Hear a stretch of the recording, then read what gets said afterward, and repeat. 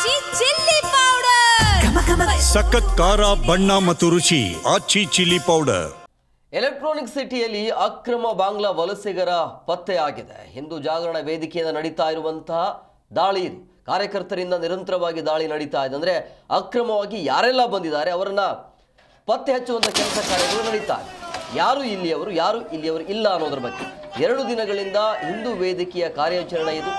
ಸ್ಥಳಕ್ಕೆ ಬನ್ನೇರುಘಟ್ಟ ಪೊಲೀಸರು ಭೇಟಿಯನ್ನು ಕೊಟ್ಟು ಪರಿಶೀಲನೆಗೆ ಮುಂದಾಗಿದ್ದಾರೆ. ಜಾಗದ ಮಾಲೀಕರಿಂದ ವಲಸಿಗರ ಶೆಡ್ಗಳನ್ನು ತೆರವು ಮಾಡುವಂಥ ಕಾರ್ಯಾಚರಣೆ ಮುಂದುವರಿತಾ ಇದೆ. ದಾಳಿ ವೇಳೆ ಅಕ್ರಮ ಬಾಂಗ್ಲಾ ವಲಸಿಗರ ದಾಖಲೆಗಳು ಪತ್ತೆ ಆಗಿರುವಂಥ ಹಿನ್ನೆಲೆ ಇಬ್ಬರನ್ನು ಪೊಲೀಸ್ ಠಾಣೆಗೆ ಕರೆದುಕೊಂಡು ಹೋಗಿದ್ದಾರೆ. ಇಬ್ಬರನ್ನು ವಶಕ್ಕೆ ಪಡೆದಿರುವಂಥ ಹಿನ್ನೆಲೆಯಲ್ಲಿ ಅವರ ವಿಚಾರಣೆ ಆಗುತ್ತೆ. ಸತತ 2 ದಿನಗಳಿಂದ ಕಾರ್ಯಾಚರಣೆಯನ್ನು ಮಾಡ್ತಿದ್ದಾರೆ. ಹಿಂದೂ ಜಾಗರಣೆ ವೇದಿಕೆಯ ಕಾರ್ಯಕರ್ತರು ಈ ರೀತಿಯಾಗಿ ಕಾರ್ಯಾಚರಣೆಯನ್ನು ಮಾಡ್ತಿದ್ದಾರೆ. ಸ್ವಲ್ಪ ಜನ ಬಾಂಗ್ಲಾದೇಶವರು ಅಂತ ಅವರು ಮುಂದೆ ಬರಲಿಲ್ಲ.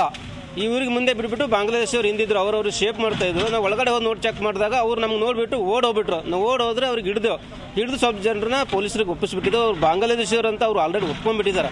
ಹೌದು ನಾವು ಬಾಂಗ್ಲಾದೇಶದವ್ರು ಇದ್ದೇವೆ ಅಂತ.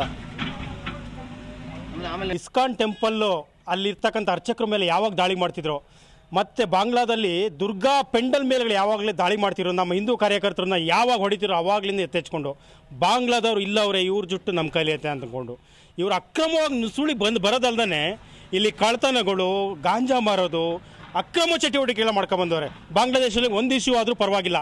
ಇಲ್ಲಿ ಸಾವಿರಾರು ಜನ ವಿತೌಟ್ ಪಾಸ್ಪೋರ್ಟು, ವಿತೌಟ್ ಡಾಕ್ಯುಮೆಂಟ್ ಸಮೇತ ಗಡಿ ಬಾಟ್. ನಾವು ಇಲ್ಲಿಗೆ ಇವಾಗ ನೋಡಿ ನಮ್ಮ ಮಕ್ಕಳಿಗೆ ಪ್ರತಿ ಸ್ಕೂಲಲ್ಲಿ ಡ್ರಗ್ಸು ಎಗ್ಗಿಲ್ಲದೆ ಸಿಗ್ತಾ ಇದೆ. ಅದಕ್ಕೆ ಕಾರಣ ಏನಂದ್ರೆ ಈ ಅಕ್ರಮ ವಲಸಿಗರ ಬಾಂಗ್ಲಾದೇಶಗಳೇ ಅವ್ರು ಕೊಡೋದು. ಅದು ಪಕ್ಕಾ ಅದು ಗೊತ್ತಾಗುತ್ತೆ. ಅದು ಯಾಕಂದ್ರೆ ಚಿಕ್ಕ ಮಕ್ಕಳಿಗೆ ಚಾಕ್ಲೇಟ್ ತರ ಈಗ ಡ್ರಗ್ಸ್ ಸಿಗ್ತಾ ಇದೆ. ಸೊ ಅದರಿಂದ ಇಲ್ಲಿ ಬಂದಾಗ ಪೊಲೀಸ್ನವ್ರಿಗೆ ಹೇಳಿದ್ವಿ.